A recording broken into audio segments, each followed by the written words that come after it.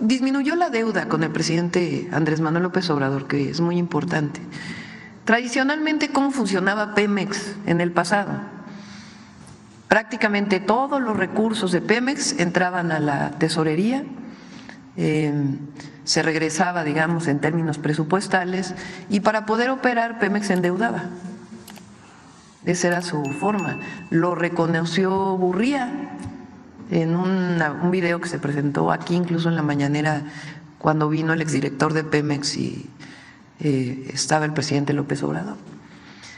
Entonces, lo que se hizo ahora pues fue cambiar el modelo en los últimos 6 años, disminuir las exportaciones para que la mayor parte del crudo que se produce sea para la producción de gasolinas, diésel y otros combustibles, y al mismo tiempo ir saneando las finanzas de Pemex. Entonces, ahora estamos trabajando en un programa no solamente relacionado con finanzas, administración de Pemex, sino también de la visión de largo plazo para Pemex. Como ustedes saben, nosotros, además de la soberanía energética, queremos avanzar en la transición energética por motivos ambientales locales y también por motivos del cambio climático global. Eso quiere decir aumentar la generación de fuentes renovables de energía. ¿Cómo va a entrar Pemex en este proceso de transición energética? ¿Qué papel juega CFE? ¿Qué papel juegan los privados? Todo ello lo estamos trabajando, va muy avanzado porque Luz Helena ha coordinado este trabajo prácticamente desde que la anunciamos, hace como 3 meses, han estado trabajando de manera muy importante y lo vamos a presentar aquí. El Plan Nacional de Energía, hacia dónde va Pemex, cómo todavía mejorar las finanzas de Pemex. CFE tiene finanzas, la verdad, muy buenas, y cómo avanzar hacia el Plan Nacional de Energía de corto y de largo plazo. Preguntarle, ¿de qué manera se van a utilizar las nuevas tecnologías para el combate al huachicol, Presidenta? Es otro de los temas que también tenemos planteado. Ahí disminuyó mucho el huachicol con el presidente López Obrador. Todavía hay un porcentaje que tiene que ver desde ductos hasta importación de combustibles, y estamos trabajando en ello también junto con aduanas, el SAT, Profeco, para poder no solamente desde la perspectiva de dónde sale el combustible ilegal, sino también a quién se lo venden, que es una parte muy importante, porque hay una cadena. Entonces disminuyó bastante, y de lo que queda es de dónde viene, cómo se controla en el origen, y después cuál es la cadena en donde entran y si llegan a gasolineras, por ejemplo. Entonces, todo esto lleva instituciones como Profeco, ASEA, Pemex, Sedena, aduanas, si es que hay combustible que está entrando de manera ilegal o combinado. Aduanas en el gobierno del presidente López Obrador tiene ahora laboratorios en sitio que antes no tenían, porque antes había una muestra, se mandaba al laboratorio, regresaba 4 días y se prestaba muchas cosas. Ahora ya hay laboratorios. Entonces, todo esto porque queremos, pues evidentemente, erradicar el huachicol. Y por último, en la transición hablaba de que quería escribir un libro sobre la transición con el presidente Andrés Manuel. Ahí voy. Voy como en una, pues yo creo una tercera parte de la descripción que ocurrió durante esta transición histórica, y espero poderlo terminar a fin de año, espero. ¿Y contempla seguir escribiendo como lo hacía el presidente frecuentemente? Pues por lo pronto la transición y después veremos. Gracias, buen día a todas y todos. Sí, buen día. Y a ver de este lado, acá. Presidenta, Cristian Galarza, de Noticias de Frente. Mi primera pregunta sería, este lunes 7 de octubre se cumplió 1 año del inicio de la destrucción del pueblo palestino en Gaza, incluyendo niños. Hace algunos años usted expresó su condena contra las agresiones de Israel en una carta publicada en La Jornada que se tituló Salvar al Mundo, que hoy se llama Gaza. ¿Podría decirnos cuál es su postura, la postura de su gobierno, del gobierno mexicano actualmente? Sí. Nosotros condenamos cualquier forma de violencia, primero.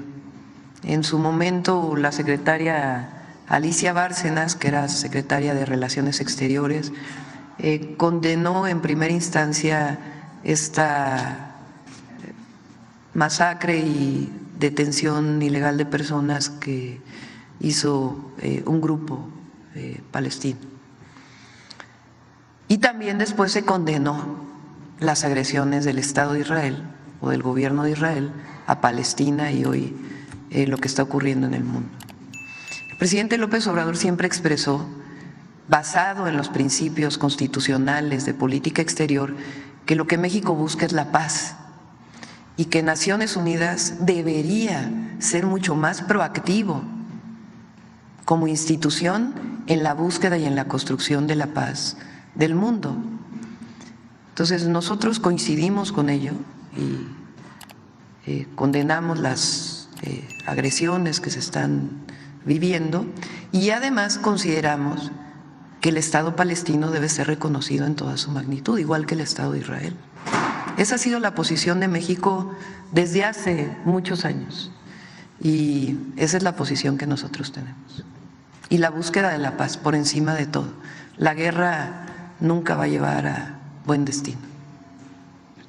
Bueno, mi segunda pregunta sería también al respecto, bueno, de esto de los mensajes de odio y de las disculpas públicas. Tiene también mucho que ver estas dos preguntas que le hago el día de hoy. Usted mencionó a la diversidad sexual en su discurso de investidura presidencial y en su equipo, bueno, hay personas abiertamente LGBTIQ+. Por otro lado, en el Canal 11, con la dirección de Renata Turrent, se han emitido programas sobre el tema de las infancias trans, un tema de mucha actualidad. ¿Cuál es la política de la 4T y su gobierno respecto a la inclusión de las comunidades LGBTIQ+ en la construcción del segundo piso de la 4T? Siempre respeto y libertad e inclusión. Esa es nuestra política. La libertad, el respeto y más que la tolerancia, porque a veces se habla solo de tolerancia, es la inclusión y la erradicación de cualquier forma de discriminación. Lo dije en el discurso, nosotros tenemos que vernos siempre como iguales, mirarnos a los ojos como iguales, independientemente de nuestras decisiones, de nuestro origen, de nuestra orientación, de nuestra religión.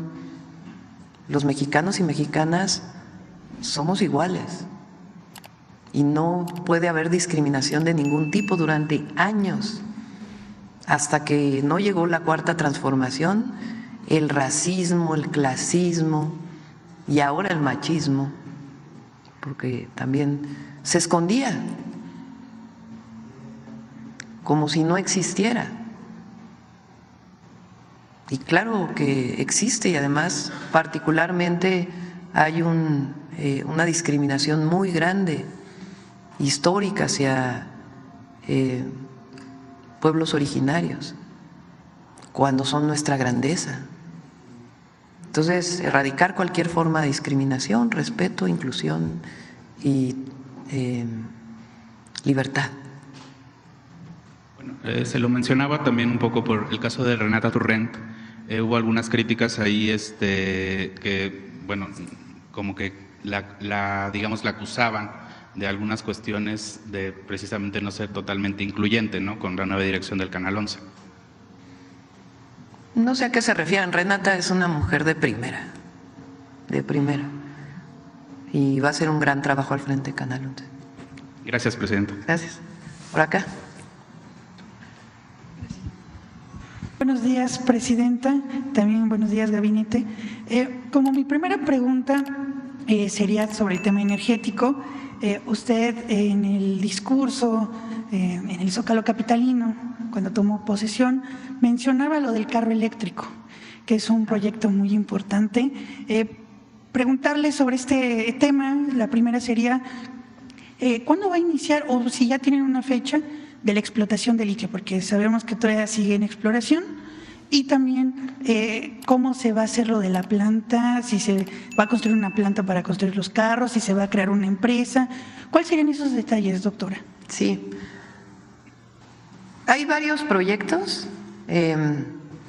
Uno tiene que ver con cadena de producción de litio, que es un poco a más largo plazo porque ya se desarrolló la tecnología por parte del Instituto Mexicano del Petróleo y de instituciones del CONACYT para poder extraer litio de arcilla. En México el litio está combinado con arcilla. Arcilla es como barro. El barro, ustedes saben que cuando se moja, pues se expande, es chicloso.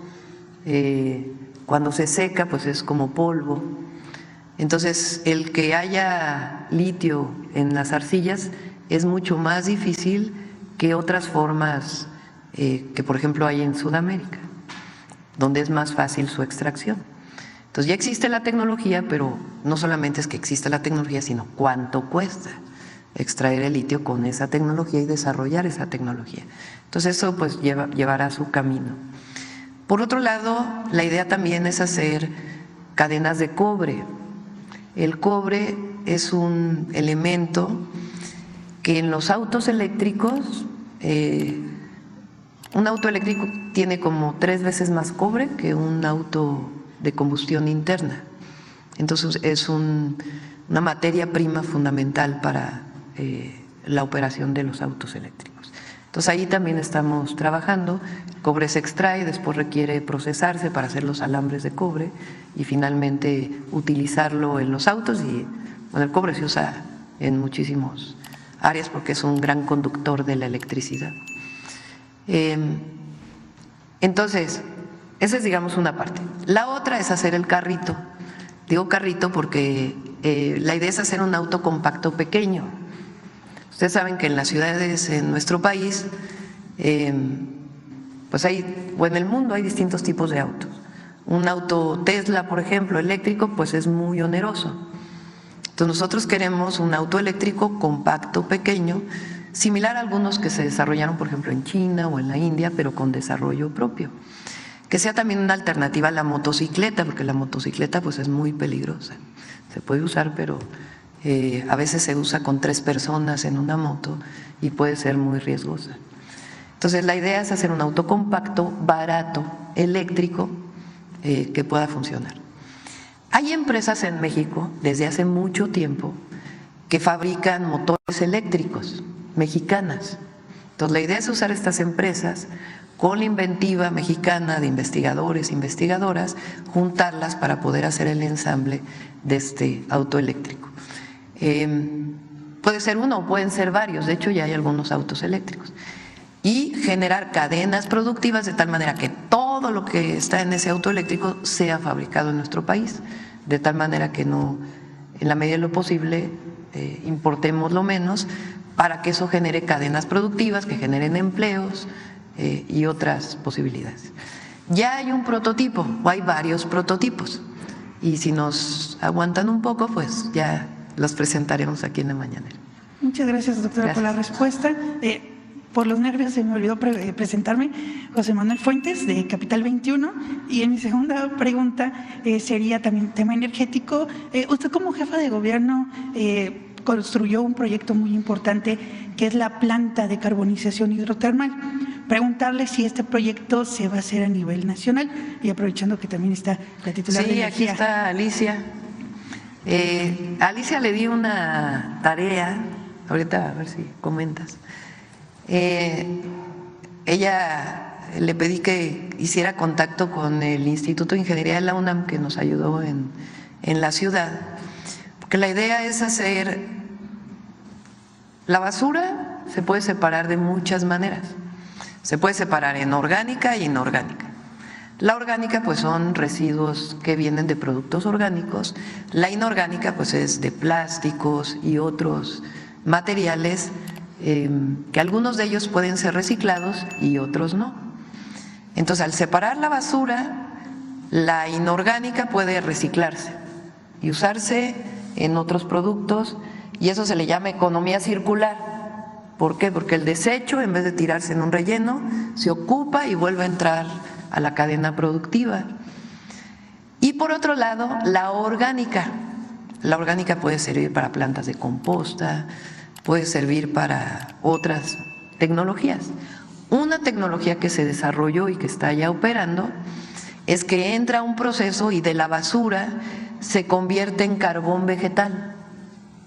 Y ese carbón vegetal puede ser utilizado para quemar en una termoeléctrica, como fertilizante, etcétera. Nuestro objetivo es que en Tula, Hidalgo, que ahí hay un terreno que iba a ser una refinería, ¿se acuerdan? En el 2008, Calderón dijo que iba a ser una refinería y no llegó ni a media barda. Pues ahí nuestro objetivo es hacer un gran centro de reciclamiento de economía circular y usar pues varios desarrollos tecnológicos. No sé si quieras comentar algo, Alicia, y aprovechando también, te cambias de cachucha y comentas cuando eras secretaria de Relaciones Exteriores, lo que hizo el gobierno de México. Sí.